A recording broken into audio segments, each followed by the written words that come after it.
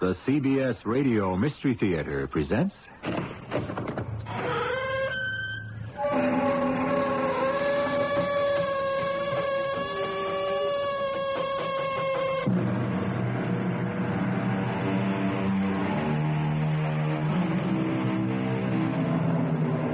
Come in. Welcome. I'm E.G. Marshall. Judge not, lest ye be judged. Advice that is eloquently simple and speaks to the heart of the matter. And yet, is it humanly possible to travel through life without making a single judgment? And what of those who are empowered by society to weigh the fate of others in the scales of justice and render the decision of life or death? Joe, I wish you wouldn't talk about it. Why not? They can't touch me. The cops can't touch me, baby. I'm above the law. Well, somehow they might just find No, us. no, never. No way. I have the law 100% on my side. I mean, can you imagine? The law's on my side, finally. And the law says I can get away with murder.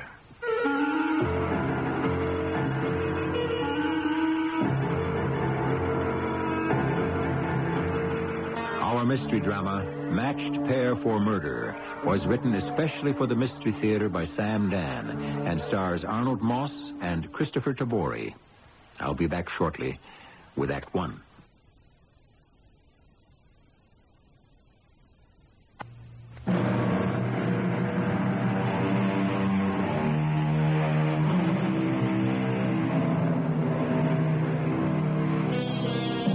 Marshal Tawny Lansdowne was named after two justices of the United States Supreme Court.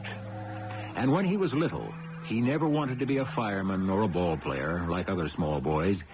He always wanted to become a judge. And he did. A very good one. With his snow-white hair and piercing blue eyes, he even looks like a judge. And so you might ask, what's his problem? We'll get to it before long, but first, let us concern ourselves with what caused it. All right. The world isn't coming to an end. Now, Mr. Stroud, you've gone and lost your key again. Good evening, Mrs. Harp. What are you doing here? Aren't you supposed to be in Chicago? Well, do you want me to fix you something to eat? Would you, Mrs. Harp? Well, a boy and egg with some dry toast. How about sirloin steak, rare? Certainly. Some French fried potato. Oh, dream on, Mr. Stroud. Do you have any apple pie? You take one bite of red meat, and you're a dead man. And as for those sweets and starches, what's gotten into you tonight? You know Dr. Downing forbids you to touch any of it. Dr. Downing never forbid me to do anything. You must be thinking about my brother. Oh, it's you. Mr. Marvin Stroud. Yes, it is I. The bad penny. That turns up once a month. I'd like to make it once a week. But my dear brother needs at least 30 days to simmer down after each of my visits. Don't you have any more pride than that, Mr. Stroud? Then what, Mrs. Harp? Then living off your brother's bounty. It's not my fault. If I was smarter than he is, he could live off mine. He isn't home just now. And did he leave the usual little envelope? I know nothing about that. Oh, come on, Mrs. Harp. I really don't know. Oh, I've never been able to get over it. It's like the two of you are one person. Same face, same voice. But when it comes to morals, you're as different as day and night. Do you realize, Mrs. Harp, I hear the same thing from you every month. Word for word. I'm about to leave the house now. Tomorrow's my Thursday. Oh? Are you going to stay and wait for Mr. Stroud? I'm afraid I'll just have to. I'm too financially embarrassed. When did my brother say he'd be coming back? Sometime this evening. Well, you don't have to postpone your leaving on my account. I'll just make myself at home here. I'm sure you will.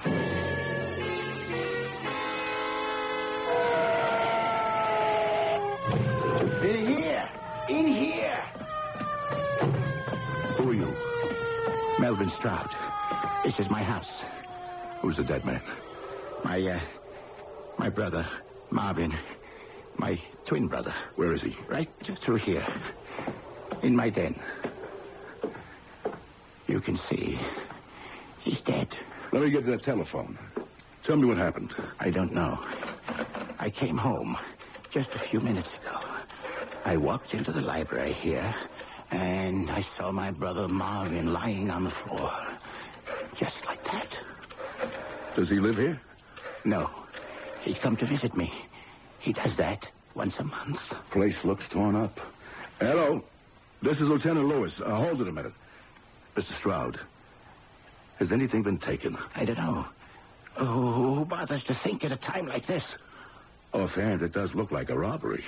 Now, does anything seem to be missing? Yes. The silver tray on my desk. And look, the painting is hanging down. That's my wall safe. Has it been opened? No. I can see it's locked. Only I know the combination. Oh, my Lord. What is it? Poor Marvin. The thief, the robber must have thought it was me. We're twins. He must have insisted that Marvin open the safe. Marvin couldn't do it. And so the fellow killed him. Hello, Gus. It's a robbery and homicide. Man's dead. Get over here and start the routine. The sign there says you buy old silver. Oh, yes, sir. At Porkins and Perry, you can expect the highest prices. Well, let me show you what I got here. This tray, a little pot and a pitcher. Well, now, that is a fine-looking tea set. Yeah, it sure is. I must ask you for proof of ownership. Well, it's a family heirloom. Can you identify yourself? Well, what do you want to see? My driver's license? Sure. Mr. Joseph Talley. Oh, but you're from out of state. Well, what else can I show you? Do you know anybody in town who can vouch for you? Well, yeah, sure. I know Miss Marietta Winslow. Winslow? Is she the daughter of the big real estate operator, Winslow? Yeah. And that's the girl I'm going to marry. Yeah, this picture I clipped from the Sunday paper is the picture of the two of us engaged. I see. Now, about the silver. Oh, yes, the silver. It's a most unusual piece. An heirloom, obviously. English. You could have something extremely valuable here. Let me check the hallmarks. Where's... Oh, the book is in the back. Wait a second, I'll go get it.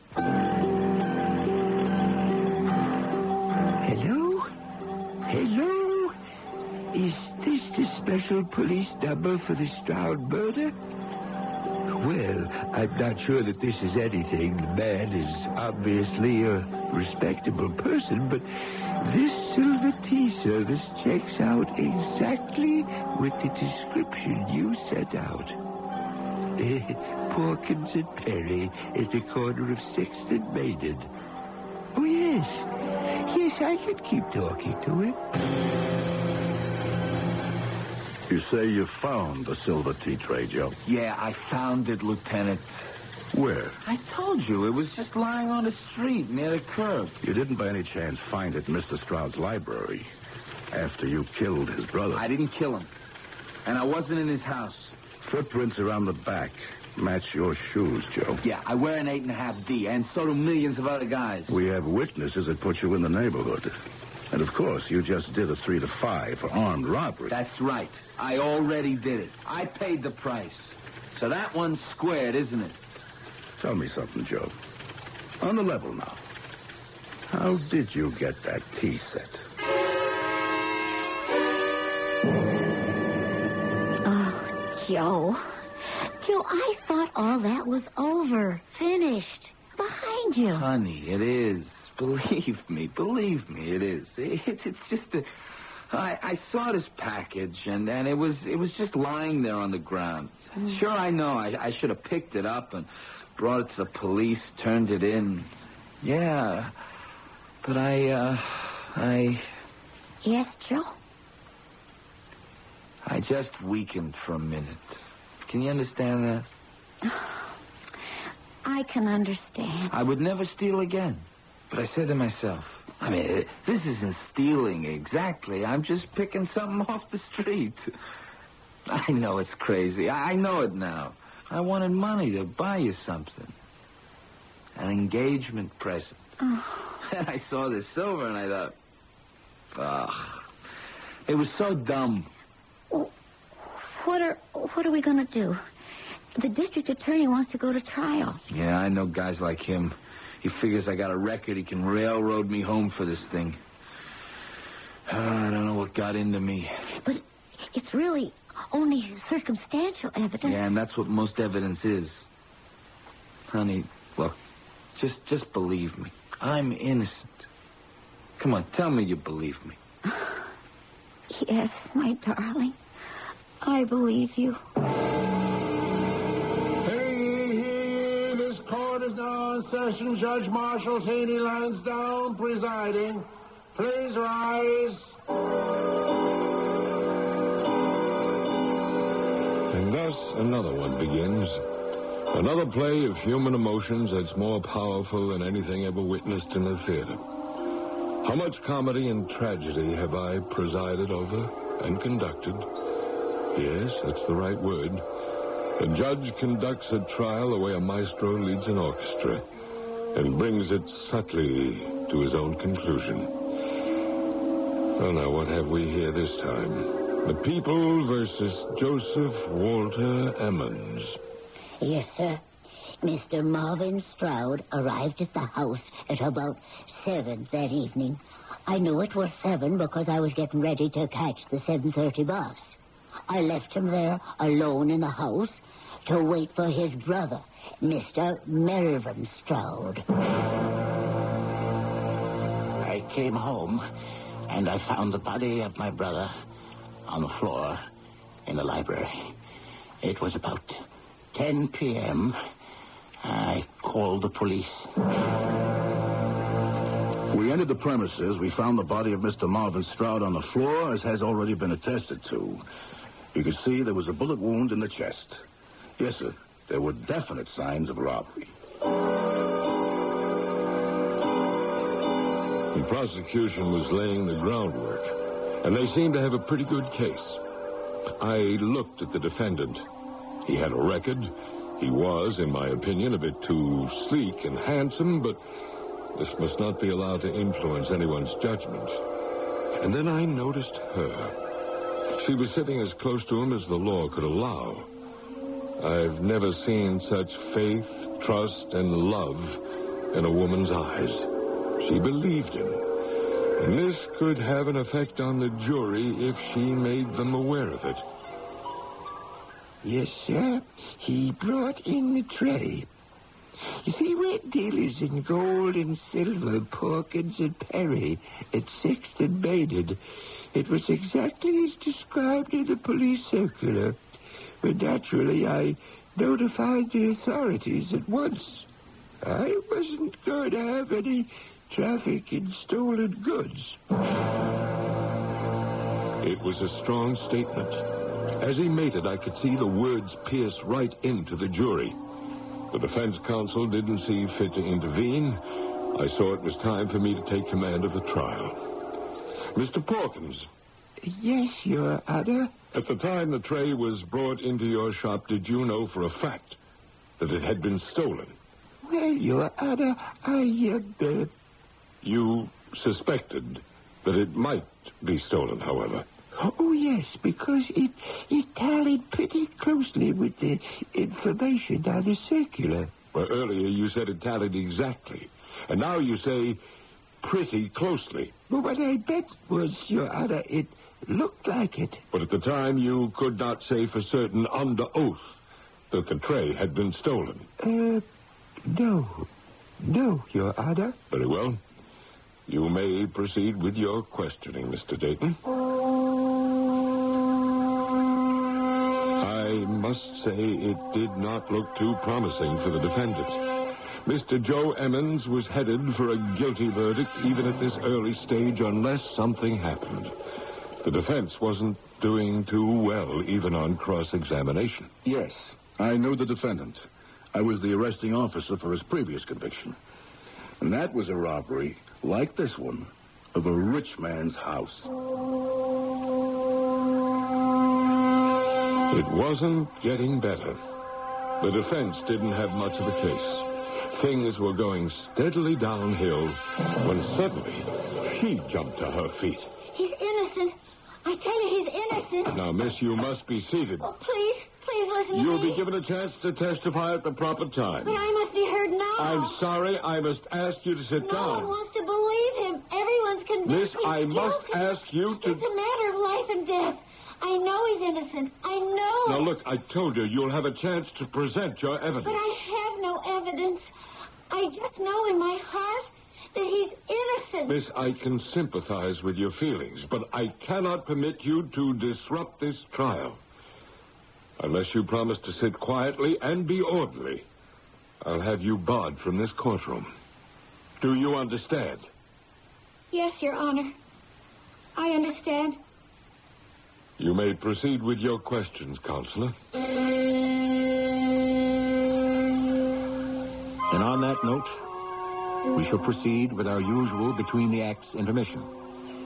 What we seem to have here is one of those open and shut trials where the defendant is obviously guilty. But who was it that said, "Beware of the obvious.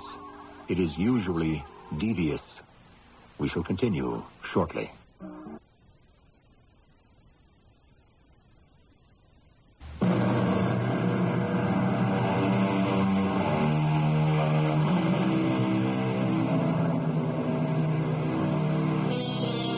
The purpose of a trial is to discover or construct what really happened. There is a welter of charges, countercharges, affirmations and denials, and from all this ferment, there rises the essence of truth. And what is truth? Isn't it odd? We may spend a lifetime looking for it, and when we finally encounter it, we may not even know it. Young lady, what are you doing in my car? Your Honor, I must talk to you. Oh, it's you. You want to discuss the case. I must. Well, that's impossible. Oh, please, Your Honor. And it's illegal, certainly highly unethical. I must tell you something. Only in court and on the record. I met him in jail. I was with a committee that tried to do things for convicts. It happens. We fell in love. Miss, I must ask you to get out of my car. He never had a chance. But I knew. A woman knows. Her heart tells her when a man is sincere. I know he's innocent. It would be awkward if I were forced to call a police officer. I'm right. I know I'm right. And that's all I wanted to tell you. It was touching. And I didn't realize at the time how deeply I was touched. There was something about this girl, something so real, so genuine. You just knew she was telling you the truth. And when she was finally called as a character witness for the defense, you could sense how everyone wanted to believe her. I know how difficult it is for a man like Joe Emmons to be believed. It's so easy to classify and reject him as an ex-con. But he's a human being, and he has changed. Of course, he shouldn't have tried to sell the silver tray, but a man can't change all at once. Then and there, I set the direction. The jury instinctively wanted me to guide them. They tried to read me. Well, it wasn't difficult to get the hint and feel the drift. Yes. I saw a man coming out of the house that night. I didn't think anything of it at the time. Why should I? But I remember him very well. Yes. It was the defendant. Let me understand this. You say you saw the defendant. Oh, yes, Your Honor. Well, where were you? I was across the street. It had to be the boulevard. Oh, yes, sir. The boulevard. It's pretty wide in that neighborhood, isn't it? Oh, you could say that, Your Honor. And it was a dark night. Well, it had been raining. It just stopped. How far would you say it was from where you were standing to where you had seen the defendant? Oh, 50, 60 yards, maybe. About half the length of a football field. And at that distance, on a dark night, you could see him clearly. It looked like the defendant. Yeah, but that's not what you said before. You testified that you saw the defendant. Well, it might have been the defendant.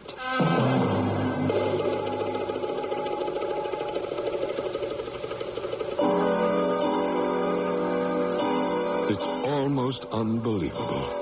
But all you need is just one little loose thread, and before you know it, the entire fabric begins to come apart. The fact is, in most trials, the jury believes those whom it wants to believe.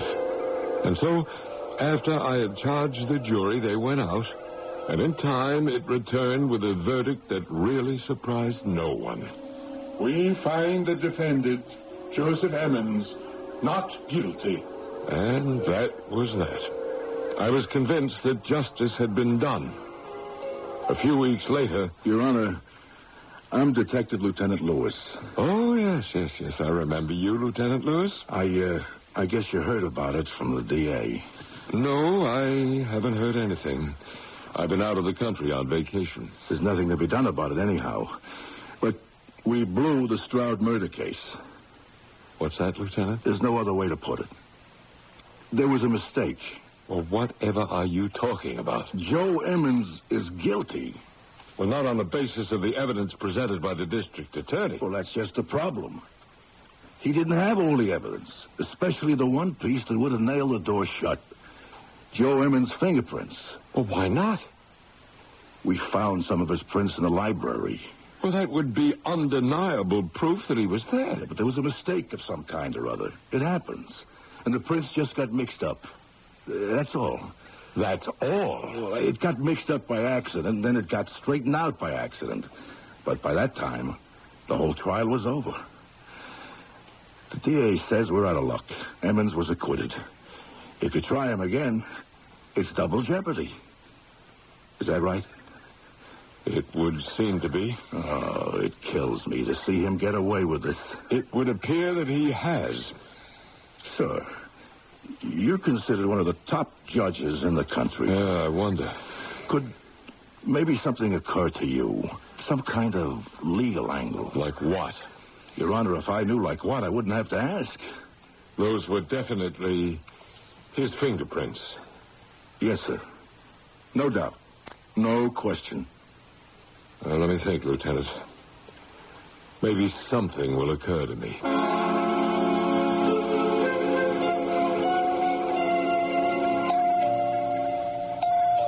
Just a minute, honey.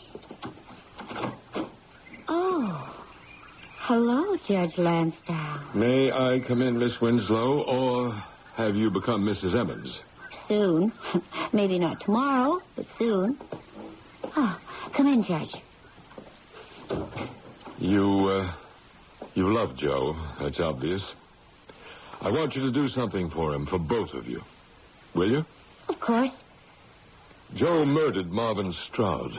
Oh, I knew that. You knew that? He just told me. But the jury came up with a verdict of not guilty. So, he's out of it. Yes, I see. What do you see, Judge? A great deal. You took advantage of me, didn't you? Me? Oh, you're a marvelous little actress. That's the way the world goes round, Judge. I had come here thinking that you might help me. To do what? Promise not to laugh. I promise. I wanted you to convince Joe to confess his guilt, waive his rights not to be tried under double jeopardy, and accept some sort of punishment for his crime. See? I kept my promise. I didn't laugh.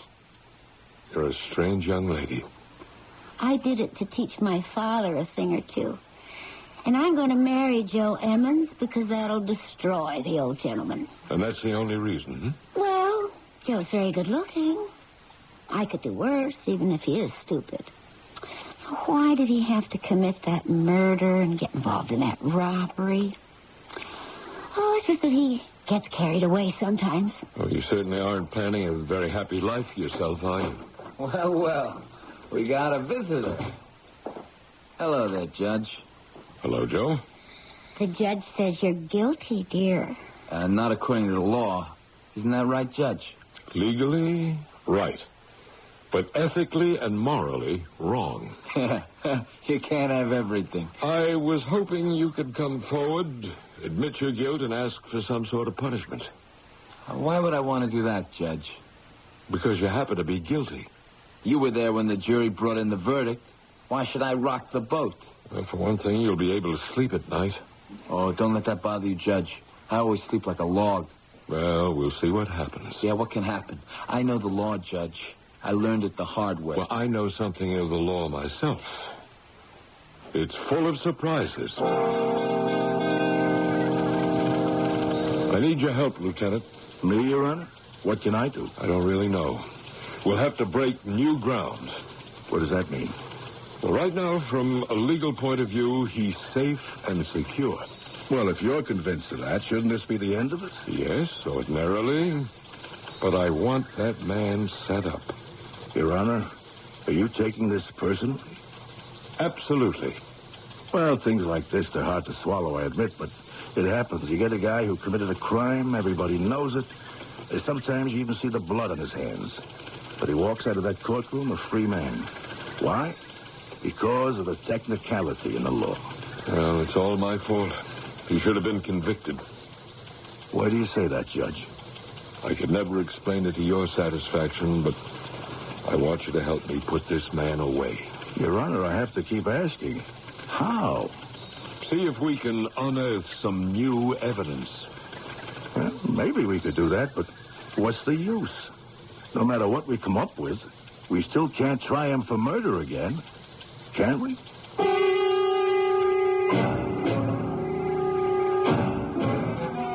Can we?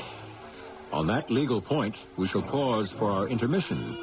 Let us briefly review. The legal situation seems to be clear. You can't be tried twice for the same crime. That would seem to be one of the basic support pillars of our criminal justice system. But who knows what can happen when you get into a courtroom? We should find out in Act 3.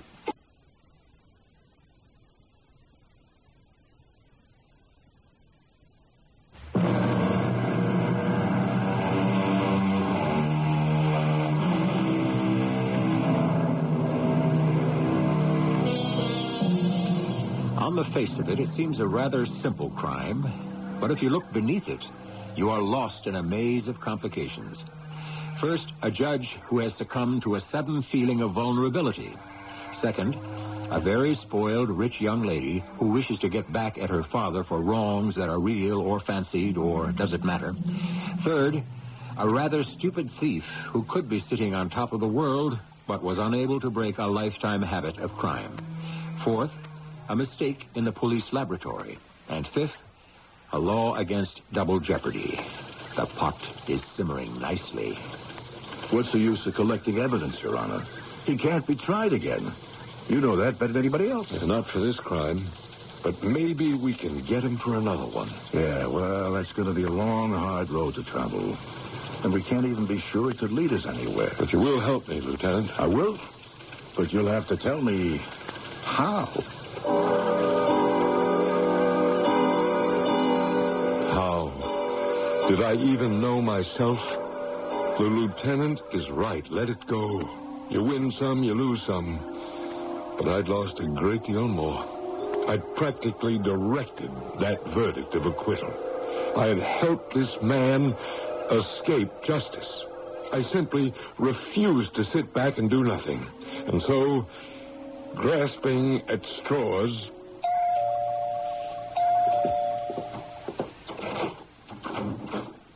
Yes? Oh, it's the judge. How do you do, Mrs. Hart? Oh, fine, sir. Would you care to come inside? Thank you. Mr. Stroud isn't home at the moment. That's all right. I'd like to ask you a couple of questions. Me? Oh, well, won't you sit down? No, what can I tell you about anything? I'm not sure. Mrs. Harp, what happened here the night Mr. Marvin Stroud was murdered? What happened? Well, sir, he came here, like I told them, at about 7. Was he a frequent visitor? Oh, no, sir. Just about once a month to pick up his check. Well, what check was that? He was what the English, in all those stories I read, call a remittance man. He'd be paid off regularly just to keep away. Why? The two brothers were as alike as, well, the proverbial peas in the pod on the outside. Inside, you might say, Marvin, may he rest in peace, was a mass of corruption, while Mr. Melvin is the very soul of, I suppose you could say, righteousness. They were identical twins. Oh, yes, yes. I think that was mentioned at the trial. Anyhow, Marvin squandered his money in record time. Melvin keeps on, increasing his. And he kept supporting his brother, you say? Oh, yes. And I remember he would say to him, this will only be here for you while I'm alive. When I'm dead, you won't see a penny, so mend your ways. Because all my money goes to a selected list of schools and foundations. You say they were diametrically opposed in personality and character. Without any doubt. Mr. Melvin had no use for poor Mr. Marvin. Poor Mr. Marvin? I think he was mentally sick, the way he carried on. But he would infuriate Mr. Melvin. That's a strong word. But it fits. There were times when Mr. Melvin would say to me, I could kill that scoundrel. Just because he disapproved of his brother's way of life? It went deeper than that. I think, well, I know, Marvin broke their father's heart. Melvin could never forgive him. But still he supported him. Why? Because in the end, he would say, blood is thicker than water. Besides, Mr. Melvin could die at any time. Why? Well, he has these very bad ulcers. He's had a great many intestinal operations. But he would still become furious with his brother. Oh, yes, yes. He would rant and rave. But in the end, he would relent. And this is really all I can tell you. I hope it helped.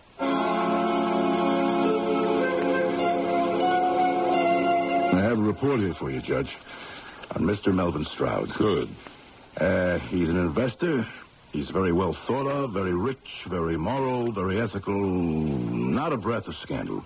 Now, this is what I get from his associates. What else? What else can there be? This is the original straight arrow. Did anyone mention his having a temper? Oh, yeah, he could explode, but he'd always apologize and make up for it. In describing his temper, did anyone ever use the word violent? Violent? No, not exactly, but I did sort of get the impression that word could sum it up.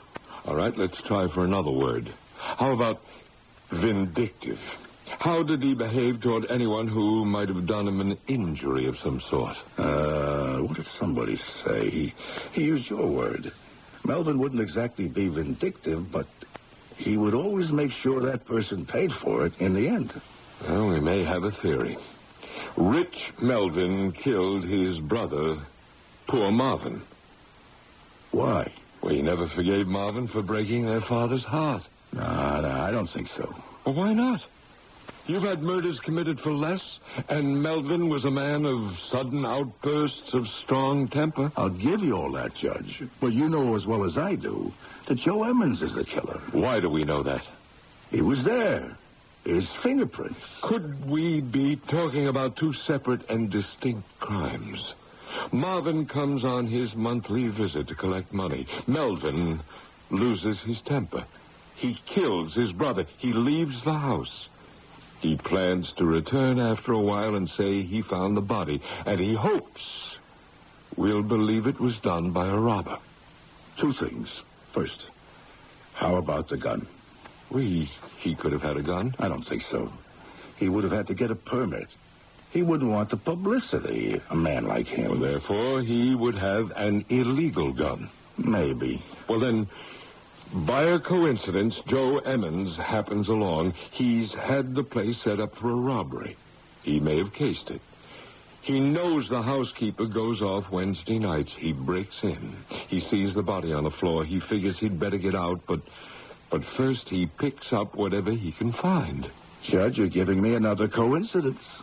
Life itself is filled with coincidences. Aren't people always leaving incriminating documents lying around? Yeah, sure, but why should Joe go around saying now that he beat the murder rap? If he isn't guilty of murder, why should he admit to it? Well, because he's a punk. And this makes him a big man. Maybe. But I still say he's the killer. Do you really think Melvin did it? I don't know. It's just something to think about. Besides, it's the only other possibility. What are you saying, Judge? Mrs. Harp, I don't believe you told me the truth. I never told a lie in my life. Mr. Stroud would never tolerate a liar. Concerning Mr. Stroud, you've been helping him maintain a deception, haven't you? Judge, what are you trying to tell me? You've painted a picture of this highly moral, deeply religious human being. Is it possible that Melvin Stroud could have murdered his brother in a fit of temper? No, sir. I would swear to it. Well, then don't. We've had Mr. Stroud under surveillance. He gambles, he drinks. He's quite a man for the ladies. In a very discreet way, of course. That's impossible. Alcohol would kill him. I suppose he had you fooled too, Mrs. Harp. I have nursed that man through 4 separate operations. I know what's left of his stomach. If you don't believe me, just ask his doctor. Poor Mr. Marvin, maybe. But Mr. Melvin, never. Hello, Mr. Stroud. Why, it's Judge Lansdowne. What are you doing in a place like this? Well, I was told I might find you here. You mean you're looking for me? What for? Justice? What can I do for justice? Tell me how it happened. I don't follow you. It's a pretty clear trail. To begin with, you can't be Melvin Stroud. I spoke to his doctors. Melvin Stroud could never survive the pace of the life that you're leading right now. Oh, that? Well, I feel better. Let's say I've had a miracle cure. It would have to be a fantastic miracle. You know what it says? Believe and be saved. Of course. But no matter how strongly, no matter how deeply and sincerely you may believe, you can never get certain things back inside your body once they've been removed, such as a kidney, a gallbladder, and a few other things. What would your body reveal under X-ray? Now, I really need a drink. You might have carried it off had you also tried to live Melvin's kind of life. I'd sooner be dead. How did it happen? Oh, I'd come there for the usual handout. He wasn't home. I was hungry. And, there isn't a thing to eat in that house. They have tea and toast and eggs, period. I figured I'd go out and have a steak. And I did. When did you leave the house? About 7:30. I went to a place down the road. I came back about an hour later. So you see, I have an alibi. If I need one. But nobody's accusing you of murder. I returned, and there he was, dead on the floor. The place had been pretty well gone over. As I say, he was dead. There was no way I could help him, but I could still help me. So I just changed clothes with him, quickly, and let the world think it was Marvin Stroud who had been murdered. You actually thought you could get away with it? I almost did, didn't I? If only I could control my appetite for the ladies and the liquor. Your Honor, you've got me.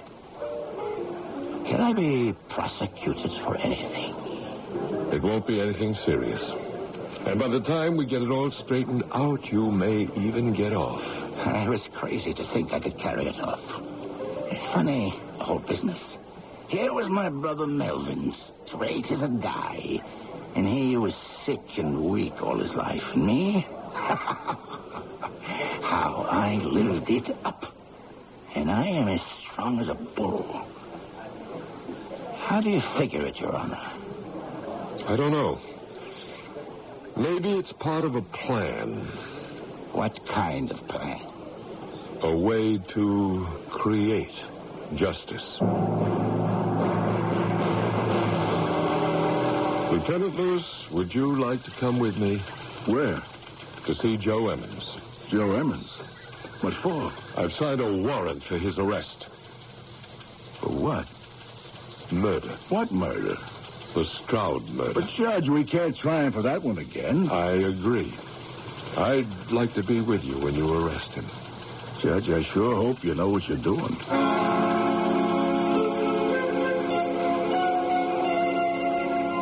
Hello, Miss Winslow.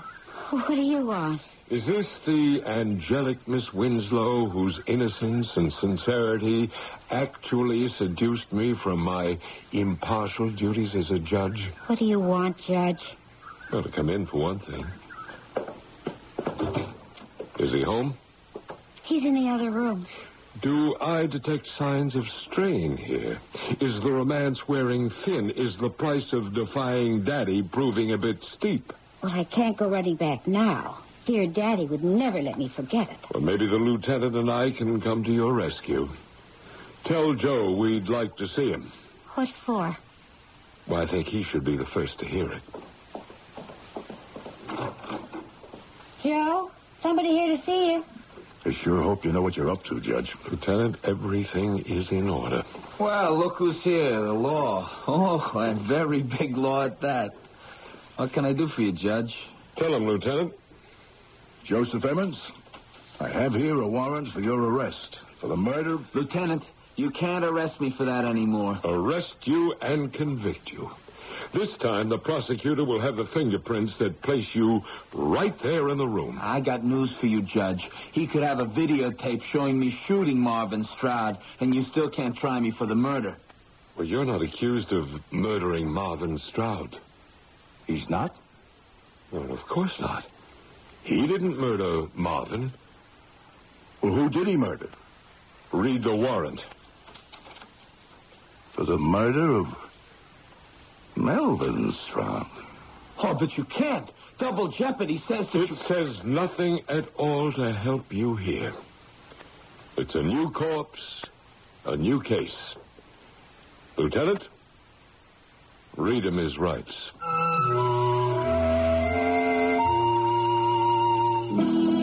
Yes, his rights. And they included his obligations as well, which required him to stand trial before a jury of his peers who considered the evidence carefully and returned with the verdict of guilty, as you would expect. You may also expect me to return in just a few minutes.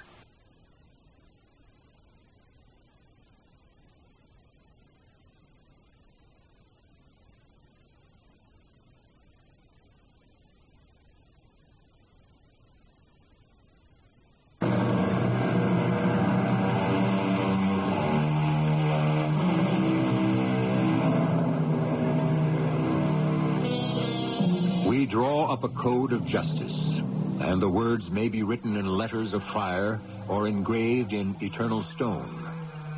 But whatever the words may say, they must receive an interpretation. And this can only come from a human being. Thus we have the dilemma. A man who has all the human frailties is called upon to decide the absolute. A judge, after all, is no better a man or a woman than the rest of us. How, then, can we expect him to play the part of God? Our cast included Arnold Moss, Christopher Tabori, E.V. Juster, and Bernard Grant. The entire production was under the direction of Himan Brown.